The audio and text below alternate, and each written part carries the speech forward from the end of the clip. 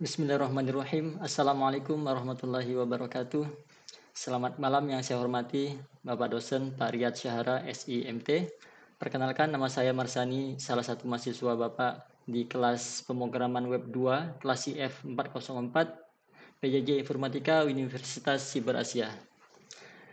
Pada kesempatan ini izinkan saya untuk memaparkan demonstrasi aplikasi yang telah saya kerjakan, yang saya beri nama aplikasi Bebas Belajar, yang merupakan aplikasi open course berbasis web yang saya buat menggunakan kode Igniter 4, Bootstrap 5, database-nya MySQL.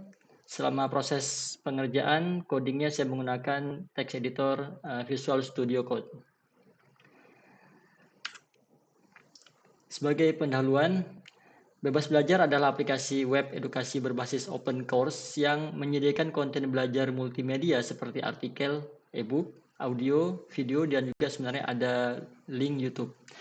Aplikasi ini dirancang dengan UI responsif dan sistem autentikasi pengguna dapat mengakses materi dan juga membuat materi setelah login. Fitur unggulan mencakup pertama ada fitur register dan login untuk guest mendaftar jadi pengguna apps atau aplikasi. Detail konten dari materi edukasi hanya bisa diakses jika guest sudah login sebagai pengguna aplikasi. Jika tidak, hanya bisa melihat thumbnail materi saja. Kemudian pembagian hak akses pengguna aplikasi, kemudian responsif untuk semua perangkat desktop, tablet, dan juga mobile. Materi edukasi yang ditampilkan pada apps bisa berupa artikel dan juga file multimedia seperti image, e-book, audio, video, dan juga link video YouTube. Setiap materi edukasi disediakan kolom atau komentar bisa diakses oleh pengguna jika sudah menjadi pengguna aplikasi. Untuk diskusi komentar itu dibuat bentuk hierarki seperti komentar pada media sosial umumnya. Pengguna apps bisa upload materi edukasi dan akan publish jika hanya sudah di-approve oleh admin. Berikut ini adalah model database. Jadi sebelum masuk ke database fisik, saya rancang dulu modelnya, struktur database dan table-tablenya. Saya bentuk dulu table-tablenya, kemudian masing-masing table fill-fill apa aja yang ada. Setelah itu, setelah terbentuk strukturnya tidak saya ambil untuk dijalankan atau di-create database, tapi saya menggunakan migration yang ada di CI4. Jadi saya buat file migrasi. Kemudian setelah semua file dibuat, saya isi fill-fillnya. Setelah selesai sesuai dengan struktur model yang tadi dikerjakan, baru saya jalankan PHP Spark Migrate. Akhirnya seluruh hasil dari database yang telah dimigrate itu bisa dilihat menggunakan aplikasi Heidi SQL. Di sini saya menggunakan Heidi SQL karena lebih ringan dan lebih simple yang mudah.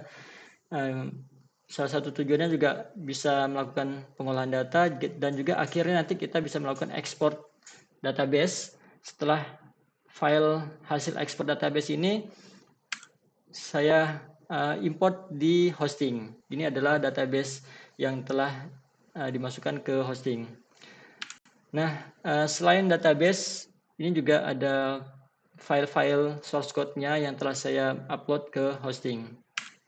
Selain source code-nya di hosting, saya juga untuk mempermudah pengembangan ke depannya dan mempermudah tracking jika ada perubahan, maka saya menggunakan Git dan sudah dipublish di GitHub. Berikut ini adalah tampilan utama website.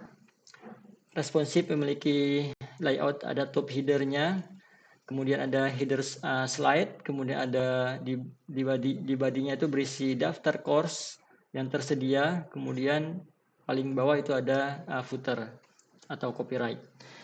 Di sebelah kanan ini adalah tampilan kalau diakses menggunakan mobile.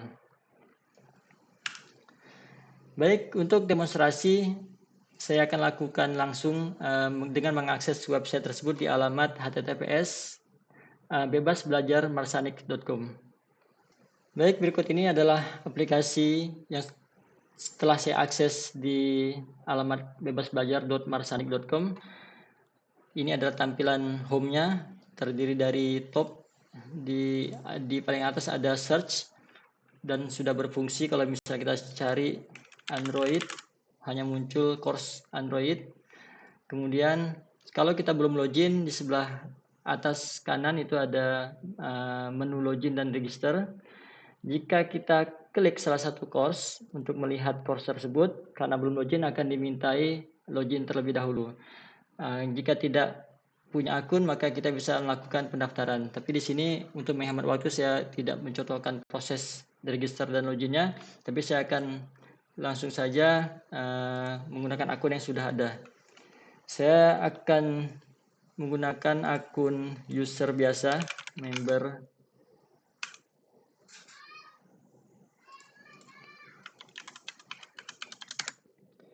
Oke, baik, ini adalah dashboard dari member. Nah, di dashboard member ini atau user itu muncul course-course yang sudah kita enroll sebelumnya. Kalau belum ada biasanya kosong dulu, dan ini adalah course yang dibuat oleh member tersebut. Jadi beda kalau misalnya course yang kita buat sendiri, kita bisa melakukan kontrol publish atau tidaknya. Tapi kalau course yang dibuat sama orang lain dan kita melakukan enroll, kita bisa melihat hasilnya, bisa melihat materinya. Nah, ini materi dari course tersebut. Untuk detailnya, jadi satu course ini ada beberapa materi, dan jika kita buka salah satu materi, ini contohnya materi yang berupa video, dan kita juga bisa masukkan deskripsi di bawahnya. Di bawah sekali itu ada komentar. Jadi komentar ini dibuat dalam bentuk hierarki. Kita bisa melakukan komentar. Nah, kalau misalnya kita komentar langsung di bawah, itu otomatis akan sejajar dengan top ya, level 0. Testing 111, kirim.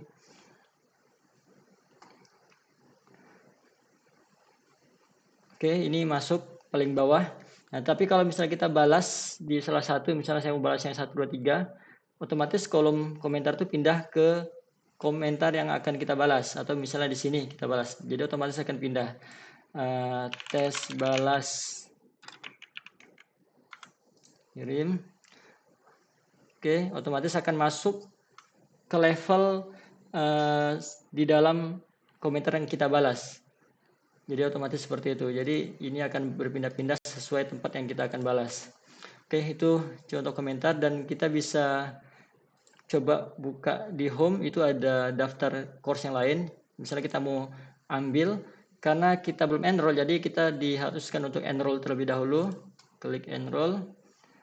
Setelah enroll baru kita, course tersebut akan muncul di dashboard user yang sedang login. Nah, ini kita sudah enroll tadi. Oke, ini ada course yang dia tuh berupa teks biasa.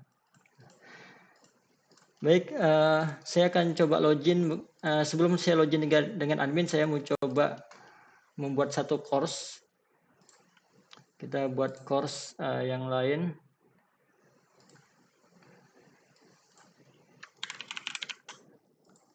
Just for test, kategorinya designer. Filenya saya akan ambil file sembarang aja ya. Ajukan course.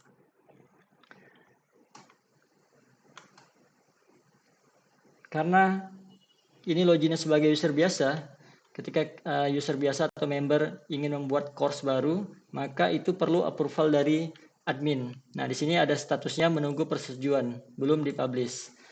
Jadi kalau misalnya mau dipublish, bisa muncul di home, itu harus di-approve oleh admin terlebih dahulu. Sekarang saya akan contohkan login sebagai admin.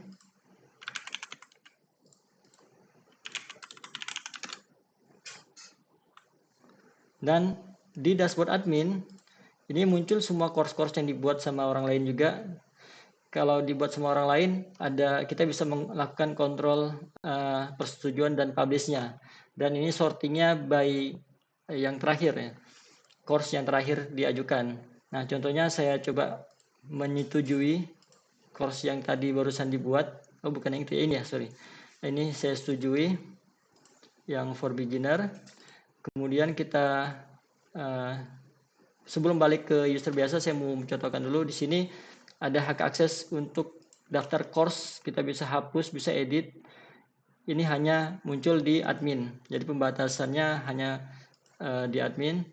Dan kemudian Di sini juga ada ubah password ya, profil. Oke, kita coba login lagi sebagai user member tadi.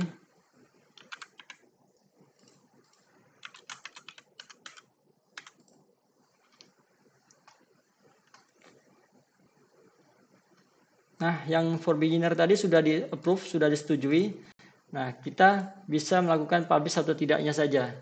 Oke, kita coba langsung publish. Ini otomatis akan muncul di home. Dan kalau ada yang login lagi, orang tersebut akan bisa melihat course yang dibuat sama member yang sekarang sedang login. Baik, selanjutnya saya ingin menunjukkan proses untuk membuat materi dari suatu course.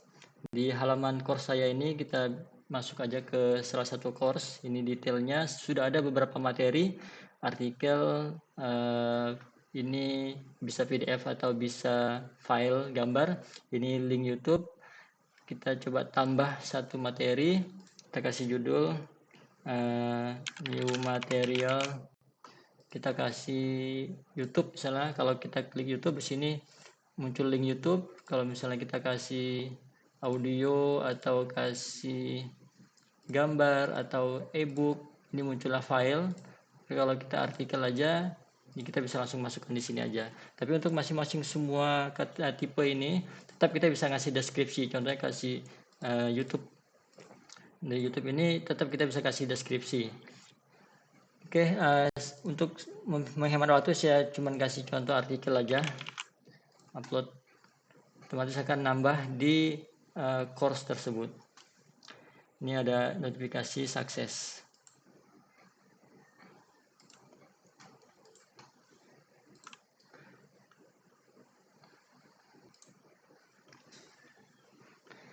Demikian demonstrasi dari aplikasi Bebas Belajar yang saya akses langsung di websitenya. Akhir kata, demikian pemaparan demonstrasi dari aplikasi yang telah saya kerjakan. Mudah-mudahan bisa diterima dengan baik. Terima kasih atas perhatian Bapak dan bimbingan selama proses pembelajaran. Itu sangat bermanfaat untuk saya.